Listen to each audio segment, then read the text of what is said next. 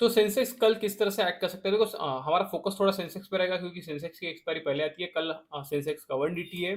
तो उसके हिसाब से अगर आप देखोगे तो सेंसेक्स किस तरह से एक्ट करेगा, अगर 83,900 को ब्रेक करता है नीचे के साइड में, तो हो सकता है हमें नीचे में 83,650 से लेकर 83,600 का एरिया भी आते हुए दिख सकता है, या फिर 83,500 का एरिया भी हमें आते हुए दिख सकता है, क्योंकि ये as a round round number के हिसाब से हमें पकड़ना पड़ता है। तो यहाँ पर एक ओआईएस बिल्ड होता है, तो यहाँ तक एक एज़ अ सपोर्ट की तरह एक्ट कर सकता है, नीचे में अगर आता है तो।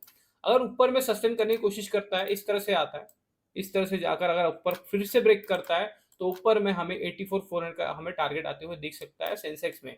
तो कंटिन्यूएशन ऑलरेडी बहुत ज़्यादा अपसाइड में वन डायरेक्शन मोमेंटम दे चुका है, ये देखो आप, देख सकते हो, ठीक है? कंटिन्यूअसली अपसाइड का मोमेंटम ही दे रहा है, तो हो सकता है रिट्रेसमेंट आए। जो एफआईएस का डाटा है वो है बुलिश, ठीक है? तो हम ज़्यादा बेरिश इसका इसके हिसाब से देखेंगे नहीं इसको, बट हो सकता है रिट्रेसमेंट के हिसाब से अगर मिले तो यहाँ पर ब्रेक करता है तो नीचे में हम एक टारगेट पकड़ सकते हैं, या फिर नॉन डायरेक्शनल हम ट्रेड बना सकते हैं। अगर रेंज के हिसाब से हमें प्ले करना है तो नॉन डायरेक्शनल भी हम प्ले कर सकते हैं।